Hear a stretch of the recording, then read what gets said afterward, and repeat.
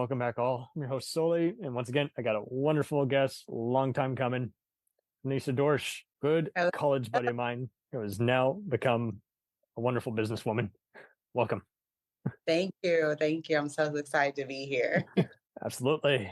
Clenisha has done it all. Airbnb, various data analyzing, as well as just finding her roots in what she does best, let alone just going for it and realizing that the sky's the limit. Welcome. Thank you. Thank you. Yes. Do you want to tell a little bit about myself? We met way back in like UT. We met in college. I'm trying to think what class we had together. It was a theater and speech, and I lost track of how many times we just would go over random lines. But yeah, you were pursuing a business background, and so it was very enlightening to me. Is like, okay, hey, just because everyone's in this class doesn't necessarily mean they're looking for arts and entertainment type background. You know, it's just better speaking, better word games. It was very enlightening. Yeah. Well, when I actually took the theater classes, I took them because I knew that college, yeah, you're supposed to go there for your degree, but you don't really get a chance to have fun. A lot of people don't get No, the opportunity to do what they're passionate about. They either go to school for something that, their family name or their family is in. Some people go to school for business because their dad's a businessman. Someone goes to school for exactly. that. Well, I was blessed to be able to take theater because I was genuinely interested in that. In the So 2010s, can't believe it. yeah. So I think I was lucky in that standpoint. I'm actually the only one in my immediate family that is doing anything with business. My mom and dad are not into business. That's never been their thing. My Oh mom wow. worked. My dad, he was in the army. When he got the army, he worked for the city. So when I came along, that when they had me, I've always had a dream that I would own a business. Like if you ask me as a kid, like, what do you want to do? I'm like, oh, I want to own a basketball team, or oh, I want to own a Wingstop. I don't know why I said Wingstop, but literally when I was younger, I was like, I want to own a Wingstop. And then one time I was like, I want to own a news station. So didn't own any of those things, but I am a proud owner of 4 Airbnbs currently in the state of Texas. Whoop, whoop. Also working on just becoming a fashion designer and, just using my creative senses that way as well. So That is lovely. And it's very cool to when you can just kind of lead by example in terms of having a atypical desire to do this and that instead of just the generic, I want to be a nurse, I want to be a doctor, I want to be a firefighter. No.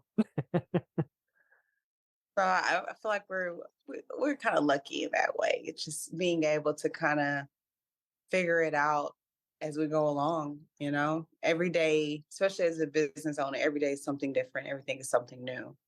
And nothing Right? is that. Absolutely.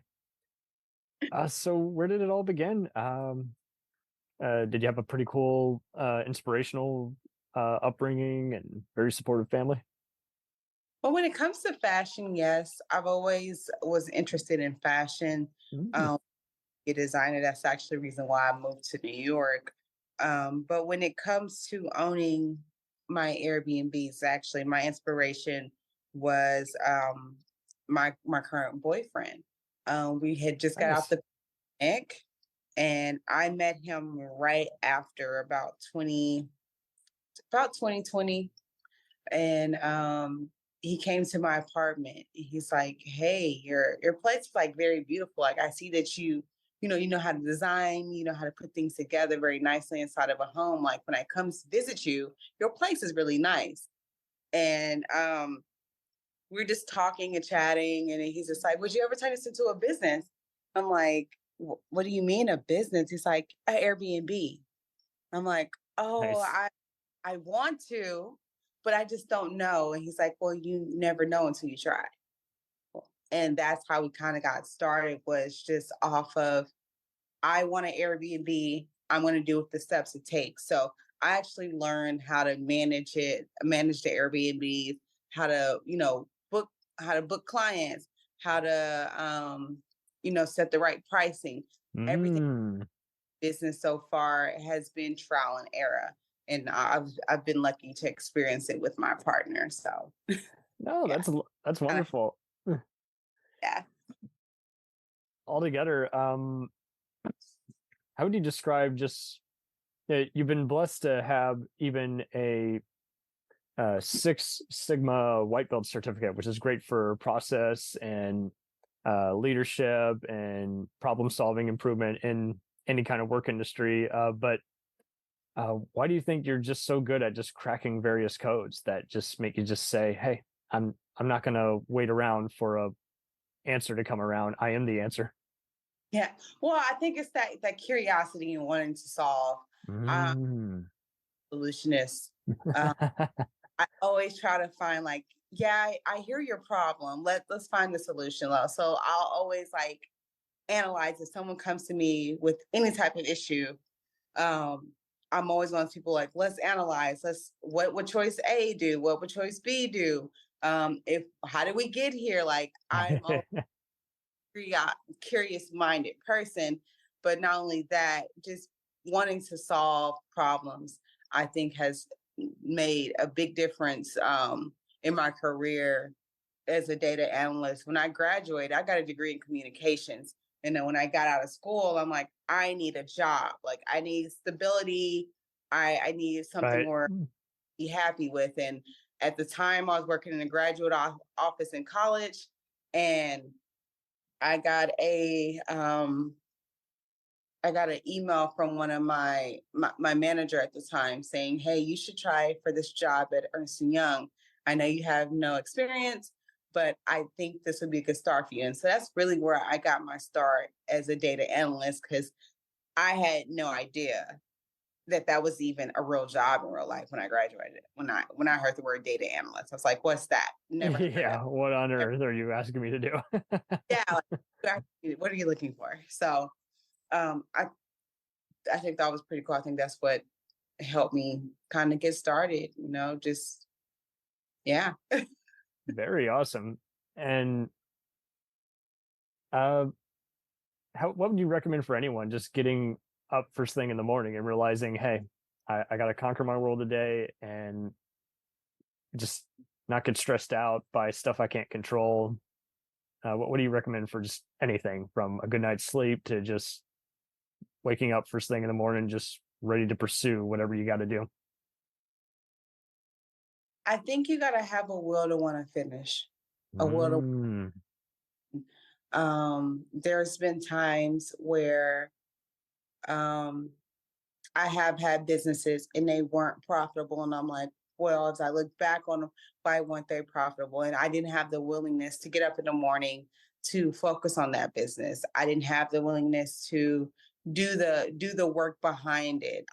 Sometimes if you think about someone who's an influencer, all you see is what you see on camera, but you don't know the work they have to go through No. after Yeah.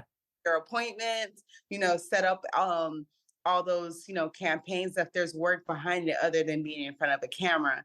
And so I think that that's something you got to have. You got to have the willingness to get up and complete things. I always say, make sure you have a morning schedule. The first 30 minutes or first hour you wake up, don't touch your phone. Like that's the hardest thing. And I struggle with this so much because the first thing I want to do is get on Instagram. Like that's Right. my so to To just control. yes, and then also when it comes to like not being able to control everything, just knowing that you can do that, that's something I still struggle with to this day. Um, We all do. yeah, it's like saying, hey, you can't control what Susie does. You can't control um who chooses your my Airbnbs on certain weekends or certain days. I cannot control that. I just Right. have to go slow and roll with the punches. And I feel like once you kind of get that, knowing that, and actually doing those things, like really rolling with the punches, that's when everything starts to look up And even if something bad happens, you can twist it around like, but look at all the positive things that happened this week. Absolutely. Instead of worrying about, hey, there's this problematic person in the world who seeking attention on the social interwebs, how about I just get on with my day? Yeah. uh, I don't even know this person. Why am I letting it eat me up? Yeah. Like I've had I've had some really interesting comments on social media. I've had, oh, you're a designer, but now you own Airbnb. It's like, pick a business. And I'm just like, well, anyone who's in business knows that you just don't make money from one thing. Yeah, it's amazing how the first sign of even just anything from bullying to trolling to just other inconvenient people inconveniencing themselves upon you is often just insecurity. And it's just so amazing how you see the predictable pattern and it's like, well, I'm sorry you've had an awful lifestyle and you want to unleash your anger upon me, a random person who you don't even know. I'm moving on. Point where if someone writes something negative, whether it is private or personally on my page, I'll screenshot it and I'll write a message out loud, like to everyone, like, "Hey, you guys, X okay to write this." So I just wanted to make sure we all brought attention and awareness to these type of comments in someone's profile. They're not Right? like, I will call you out on that. I'm not going to be mean to you. I'm not going to, say bad things back. I'm just going to call of action, do some call of action to your profile. Like, hey, you guys, go check out this person who just cussed me out because they said that, my Airbnb wasn't to their standard or something, like, just, something crazy. Like, Instead of rewarding his trolling, basically just put him on the yeah, spot, just show, hey, this yeah, I'll awful make it. man is going Oh, around on every profile. You might be next. Looking out for yep, the little guy. yep. And I've actually had people who they'll see the comment and they'll go report their page, like, hey, I just reported their page saying that it was inappropriate. I'm like, their whole page. And then, like, maybe 2 days later, their whole profile is deleted. Like, can't find them anymore. Oh, that's awesome. And Yeah. so you basically have stopped any of this from continually escalating. Oh yeah. I don't play with bullying. I got bullied when I was in high school for my skin color. Oh, we all Um, did. But yeah. that's even worse though. And I feel for you on that because Just it's getting bullied. I don't play with bullies. oh, and I it's don't. getting worse. It's so getting worse. Oh, absolutely. Well, the crazy thing is now we have AI. And so Right? how can like people who are bullies, how can they use that to their benefit? And there's so many ways they can, because they can take a photo of you and say, okay, now I want a picture of Clenisha getting punched Ugh, or something. And now they have all these fake pictures of you get like, because the AI can create anything. I'm just not saying I've seen someone do this or anything, but there's so much you can do with this new AI technology to where you can make any picture do anything. You yeah. know, they could say, hey, I want to see this person in a racist t-shirt. And now I have Yeah. of myself, with a racist word or something on my shirt. Like AI can create a lot of different things. So Absolutely. And everyone's wondering, hey, when is these strikes going to happen? It's like, here's the problem. Until you prevent theft or any misuse of the service, it's going to keep being protested against. yeah, No one is safe. Yet no one. I politicians are teasing they could use it. Oh, Yeah, I seen like fake photos of Donald Trump being arrested. I'm like, these photos never happen in real life. But if like maybe 13-year-old me was to see that, I would truly believe that these are real photos. Because right. especially if you don't know any better. At the next debate, you could see someone can make a photo of what looks like one of the candidates punching the other, and you'd be like, "Oh, that actually happened." It's like, That no, but posting it, and now other people are seeing what you reposted. Now they're reposting it. Now we've all spread it just one big lie. Absolutely. I still every once in a while will see someone reposting a conspiracy video. I'll see the InfoWars symbol in the far right corner. I'm like, guys, you're doing a lot of harm. Yeah. Do they have InfoWars? I don't. Do they still have they canceled his show yet? I'm not sure. I don't keep up with uh, it. I'm the problem with people like him is he has money to burn and time to kill. So I think that goes back to your initial point on unless you keep putting people on the spot, they're kind of roaches. They keep coming out of the line work and Yeah. goofing up And there's everyone's lifestyle. a million more of people like him in the future. We can't really control it. We could just only, pray for positivity. Absolutely. Positivity wins out. Absolutely. So you've had no shortage of networking and going out and about and representing just your image, your intent, and what you strive to do in every business you do. Are there any expos or giant annual events that you recommend anyone of any job caliber just seek out and network at? Not in particular right now, but I do always say, your network is your net worth. It when I first started, I was designing, I was creating things, but I also want to connect with other designers. So I went to I found something on Groupon, which is so crazy. Groupon is still one of Yeah. my favorite. I found an event on Groupon where it was where other artists were. So I went to an event where I connected with other artists, seeing how they were decorating, how they were, creating art and stuff, which helped inspire some of my places that I've currently decorated in the past. So I don't have any particular special things. And also I just moved to New York, so I really haven't found anything in New York yet. You'll get there. I trust you. But yeah, nothing at the top of my head. That's a good question. Now I'm trying to think back, what what's something that really, what's a networking event that really changed your trajectory?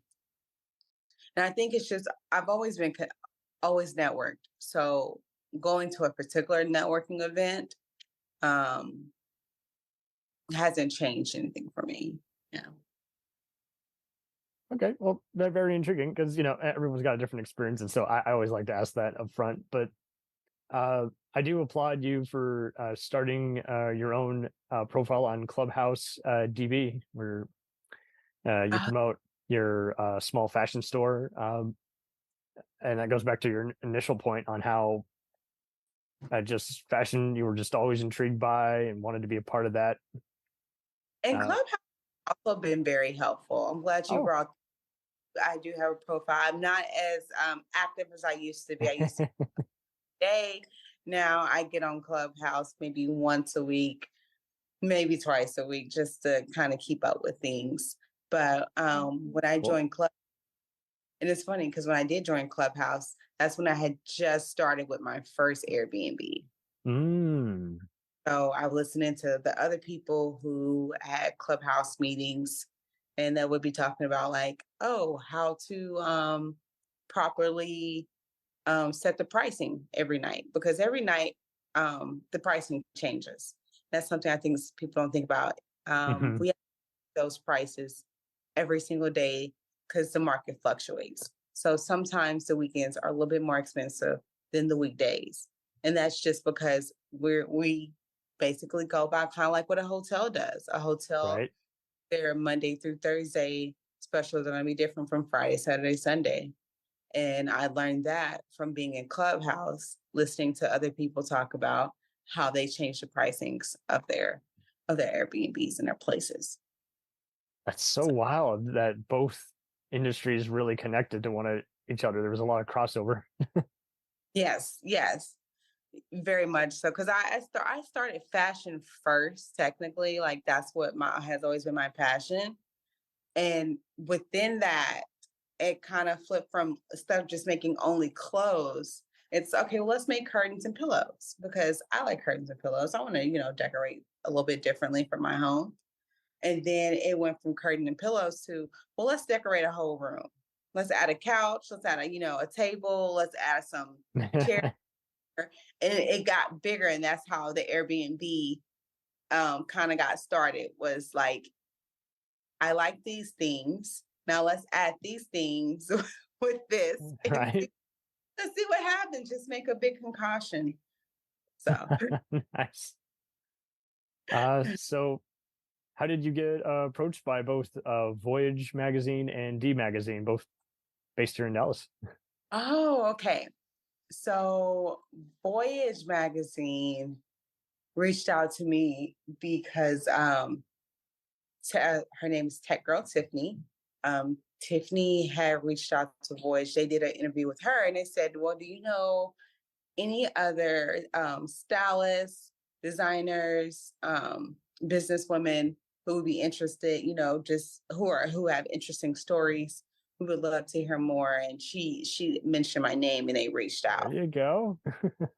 And with D magazine, during the pandemic, do you remember there was a shortage of masks? Mm-hmm.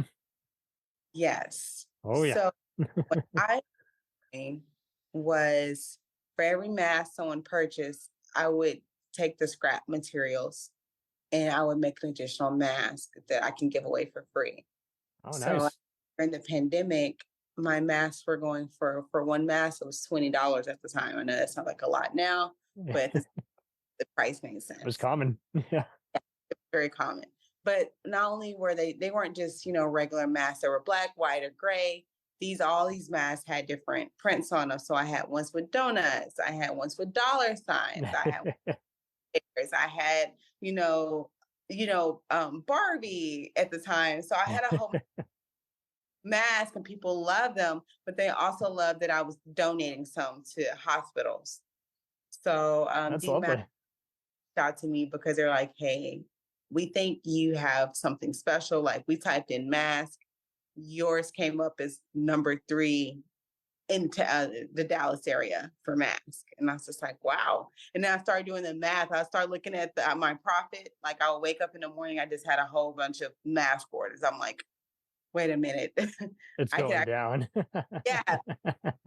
I remember I made my entire check for an entire month in one day of selling masks. And at the time, I was like, maybe I should quit my job. Glad I Right. didn't. I'm glad I didn't. But it was just like, it was worth it. And I loved it. I love making those masks. I love helping people. And D Magazine, I'm so glad they were there to be able to capture in that moment. So, Right. yeah. And it's so eye-opening though, too, like what social media trends will just take off and other ones don't really take off or ignite. But when you get to be a part of it, and like you say, look at the numbers trickle down, and how you're like kind of the unofficial face of a movement, Mm-hmm. Yeah.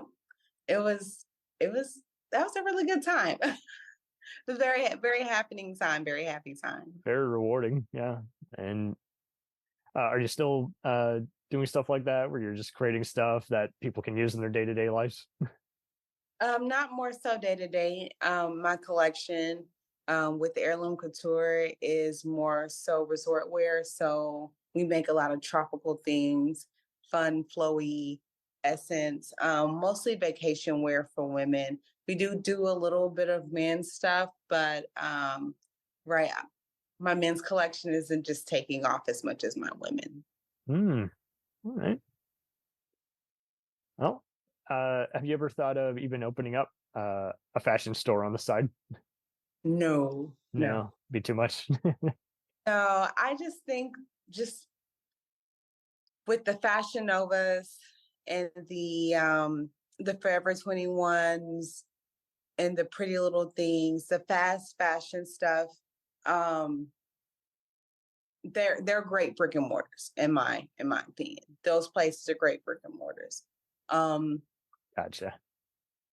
But for what I'm doing, how I'm designing, it wouldn't make sense for me to open up a store somewhere someone can come. Now, I do have stuff online, but to open up a store, no. Now, I would like to get my stuff like inside of a Neiman Marcus, or Mm, I even aspire to even do like a collection with Target. I love Target, favorite place in the world, La La Land for me.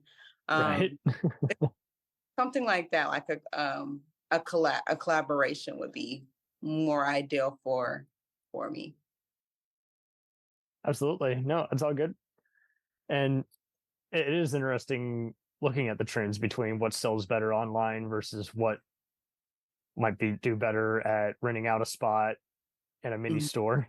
And Pop-up shops are really great. Now, that's something I would be interested in, is a pop-up shop. And that is something that is not, it's not brick and mortar, but people can actually come and they can interact with you. Making a purchase online, you really don't interact with the designer or anything. But when you do pop-up shops and stuff like that, you actually get to meet people. And mhm, that's so, because I really do feel like a lot of people purchase from my collection because they have love for me, if that nice. makes. Have you ever thought of like putting a business card down at a mom and pop store saying, "Hey, check out some of these other sponsored online places"? Ah, Yeah.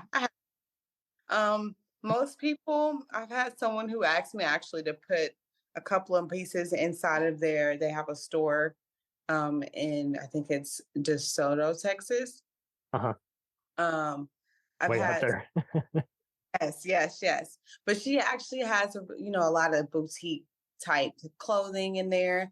And so I'm just like, okay, maybe that is a possibility. It's something I could do, is put my stuff inside of like other people's boutiques and stuff like that.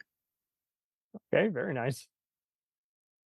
Uh, and for anyone just getting into any kind of school, whether it's just associate's college, graduate school, you have any recommendations on like just prepping for that kind of big detour that will impact your life? Ooh. Like, I know Uh, everyone's yeah. different. um, some advice for me would be connect as much as possible while you're in school. Um, Connect across the board. You don't have to, it doesn't have to be like a lateral connection where it's someone who you want to be just like, you want to connect with them. Connect with people who are on the same level as you.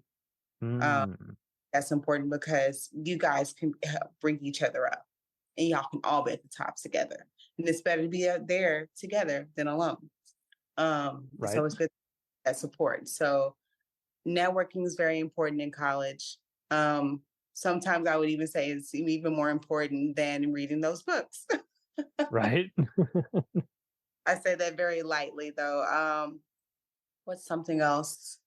Don't be afraid. I would say don't be afraid to go off to college. A lot of people, I and me included, I started off at a community college because I was scared to go off to a university. But when I got there, I was like, oh, I should have did this first because I can, I feel like I have the guts, the uspa, to, You got the to oomph. yeah, I would say that. So connect, networking. Um, don't be afraid. And what's another something else that I can say I learned while I was in college? Networking was my biggest thing. You I were pretty was fearless. So, yeah. God, it's important. It's super, super important to connect with people. okay, lovely. Anything else you'd like to promote or plug before we take off here? It's been very illustrative sit down. Yes. You can reach out to me on any of my social media channels. I'll link it. I For my business called Heirloom Couture. It's also on Instagram and yeah, my website, heirloomcouture.com. Splendid. Check her out, folks. You want someone to just pick their mind? She's the one. Yes, yes, yes. If you need anything, let me know. And you will dig her fashion. Definitely men. Got And very demanding girlfriends. Check out her fashion site. yes. You can also see some of my Airbnbs if you decided you're ever in Dallas, Texas. Like I said, I have 4, 1 in the Colony and 3 in Addison, Texas. It seems to be happening a lot. I'm seeing a lot of people come down from Florida, California, even just Atlanta, and just, I don't know if they have relatives or they just want a somewhat cheaper place to live, but it's happening. Oh yeah, it's happening. It's really funny because as I moved to New York, people are like, well, a lot of people from New York are moving to Texas. Like, you're doing a total opposite. That's just me. I'm an opposite kind of girl, Right? No need to, there are no social norms anymore. So why judge? Well, I applaud you, and I can't be happier for your lucrative outcome, let alone just being in the place where you want to be. So, absolute Godspeed to you. Thank you. Thank you. We'll return after these messages. Hey, it's Brent Pope, the host of Breakfast with Brent Pope. You've seen me on some of your favorite TV shows saying things like, "Give it up, Jimmy. You got to sink this putt to win." On Breakfast with Brent Pope, I sit down with guests from the entertainment world, and we do it all over breakfast. Or should I say Brentfast? Every week on Brentfast, you get inside Hollywood info and tips, great breakfast recs and booty debates. Most of all, you get the most delightful 30 minutes of your week. So dig in. It's Brentfast time. Listen at Brentfast.com, Apple Podcasts, or wherever fine podcasts are found. Do you ever find yourself thinking about who would win in a fight between Goku and Superman? Hi, I'm James Gavsey, and on the Who Would Win show, me and my co-host Ray ignore anything important happening in the outside world and debate fictional battles between characters from comics, movies, and video games. We got a new show every week, and almost always am I the winner. Yeah, not true, Ray. In the past, we've discussed such matches as Captain America versus Darth Vader, Solid Snake versus the Iron Giant, classic matchups like RoboCop versus Terminator, and even the Muppets versus Sesame Street. That one was crazy. So if you're a fan of geek culture and love a spirited debate, check out the Who Would Win show wherever you get your podcasts, or check us out at whowouldwinshow.com.